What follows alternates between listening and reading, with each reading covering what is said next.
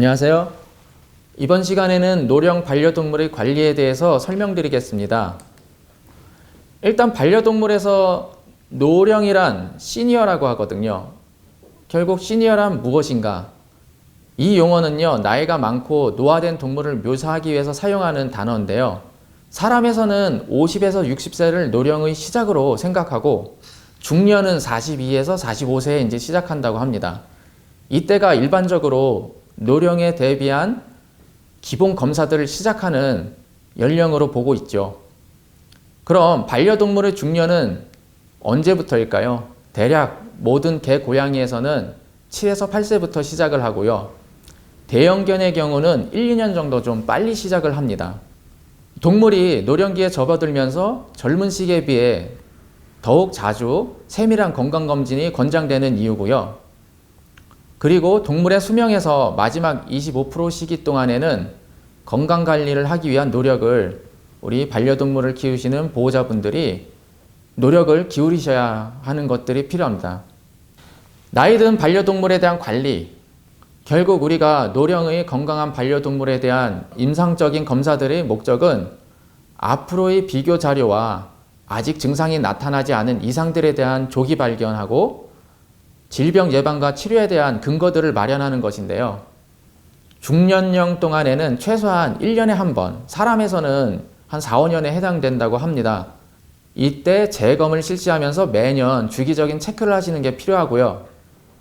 나이 든 동물은 예상되는 전체 수명의 마지막 한 25% 시기 정도에 있는 동물인데 이 단계에서는 최소한의 실험실적 검사와 같은 일반적 건강관리를 6개월, 사람에서는 한 2, 3년에 해당되는데요. 6개월마다 실시하기를 권장드립니다. 그럼 노령 반려동물 관리 항목은 무엇이 있을까요? 옆에서 그림에서 보듯이 일단은 기본적으로 치아, 그 다음 신체적인 상태, 체중, 그 다음에 아이의 활동력, 이런 기본적인 상태들을 보게 되는데요. 왼쪽에 보시면 좀 설명을 해놨습니다. 처음으로는 치과 구강관리, 그 다음 사료와 영양. 왜냐하면 나이가 들면서 또한 먹어야 될 칼로리나 단백질량 이런 것들이 다르기 때문에요. 소화성 칼로리, 조성물의 품질, 연령에 맞는 사료, 영양 보조제나 음식 첨가물들, 그리고 나이 든 동물이 질병에 영향을 줄 수 있는 사료 조성 같은 것들을 피해야 되고요. 이런 것들에 대해서 보호자분들께서 관심 있게 보셔야 되고요. 그리고 체중 관리는 체중 증가, 특히 강아지에서는 체중이 증가하는지, 고양이에서는 체중이 감소하는지를 보시고 만약에 이런 이상이 보인다 그러면 동물병원에 가서 전체적인 어떤 상태를 확인하시길 권장드립니다. 구충 또한 분변검사와 구충에 대한 지침에 따라서 관리하시면 되고요. 각 동물병원에서 시행하는 구충관리 프로그램들이 있습니다. 거기에 맞춰서 늦지 않게 가셔가지고 매달 아니면 주기적으로 체크를 하시고 구충을 하시고 하면 되고요. 운동과 치료를 통해서 적절한 운동성 유지가 필요한데요. 나이가 들면서 관절 질환들이 많습니다. 퇴행성 질병들이 많기 때문에 아이들이 운동을 하기 싫어하고 아파하고 절룩거리거나 그런 증상들을 보이게 되고요. 또한 운동 불내성 같은 걸 보이는 질병들도 있습니다. 소형견 중에서 말티즈나 시츄나 이런 아이들 같은 경우는 심장 질병이 있거든요. 판막 질환들이 있게 되기 때문에 그럴 때는 운동을 잘 안 하려고 하고 움직이기 싫어하고 또한 기침을 하거나 아니면 좀만 움직여도 힘들어하거나 이런 증상들이 있습니다. 그리고 예방접종은 철저하게 잘 해주시고요. 그 다음 정신적 건강 상태를 보면 환경적으로 풍요하는지, 동거동물하고 사회적인 상호관계라든지, 그 다음 치매라든지 쇠약을 인식할 수 있는 증상들을 평상시의 행동과 비교해 보시면서 잘 관찰하셔야 됩니다. 아이들이 나이가 들면서 노령기, 고령기 접어들면서 최근에는 치매도 많이 발생하기 때문에 거기에 대한 인지를 하고 계셔야 되고요.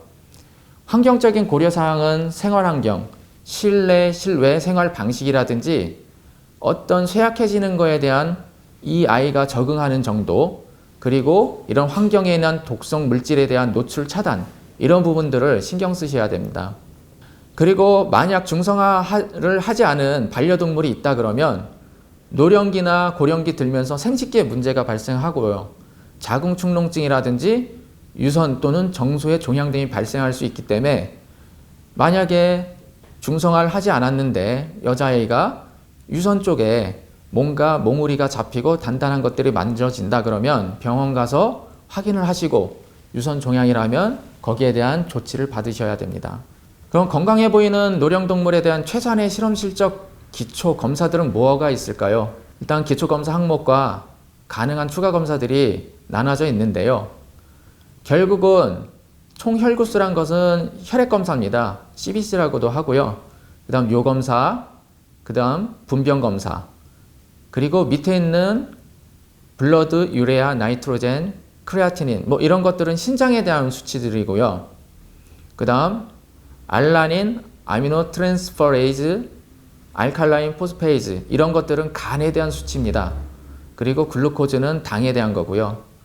나머지 뭐 토탈 칼슘, 프로테인, 알부민, 빌리루빈 뭐 이런 것들을 통해서 이 아이가 신체적으로 기본적으로 간, 신장이라든지 담낭이라든지 이런 데 문제가 없는지, 아니면 고양이 같은 경우는 티프라고 해서 갑상선에 대한 어떤 문제가 있는지 이런 부분에 대해서 확인을 하게 됩니다.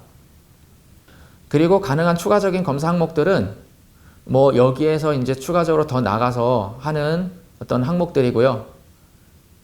이 부분들은 이 자료를 보시고 참고하시면 될 것 같습니다. 다음으로는 노령 반려동물의 신체 계통별 중요한 질병 상태들이 있는데요. 정말 노령으로 가면 갈수록 다양한 질병들이 발생하게 됩니다. 사람도 마찬가지지만 이 동물들도 결국은 사람에서 본 어떤 노령기에 나타나는 질병들이 이 반려동물들, 강아지나 고양이에서도 나타나게 되거든요. 체중 변화, 뭐 정형외과에서 관절염이라든지 위장관에서 이제 염증성 장관 질병, 뭐 고양이는 특히 이제 뭐 변비도 생기고요. 간 담독의 문제, 치과에서는 뭐 치아 질병들, 내분비계에서는 고양이는 갑상선 기능 항진증이 있고요. 개에서는 갑상선 기능 저하증들이 있고, 그 다음 뭐 부신피질 기능 항진증, 당뇨 이런 것들에 의해서 뭐 아이가 살이 찐다거나 살이 빠진다거나 아니면은 부신피질 기능 항진증 같은 경우는 뭐 할딱거림이 많고 물도 많이 먹고 오줌을 많이 싸고 식욕이 늘고 갑자기 이제 배가 튀어나오고 뭐 이런 증상들이 있게 되고요. 이런 평상시와 다른 증상들이 있으면 가서 이런 내분기에 어떤 이상이 있는지 확인을 해야 되고요.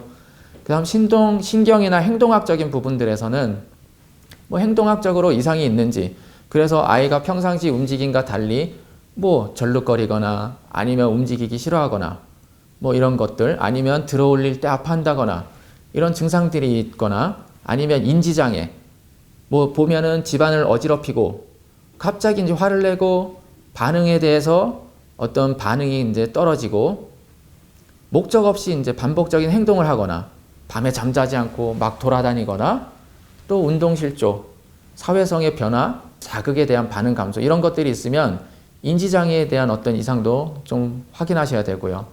그리고 감각기계에 보면은 눈, 특히 이제 강아지 같은 경우는 백내장이 잘 오죠. 이런 부분들, 그리고 망막질환, 그리고 잘 못 듣는다거나 그래서 청각 소실이 있는지 이런 거를 확인하고, 비뇨생식기계 보면 뭐 신장, 신부전, 뭐 비뇨기계 감염, 결석, 그리고 뭐 전립선 질환 이런 부분들을 보게 되고요. 심혈관계는 판막 질환에 의해서 아이가 뭐 폐에 물이 차거나 아니면 운동을 하기 싫어하거나 이런 어떤 질환들이 나타나게 됩니다.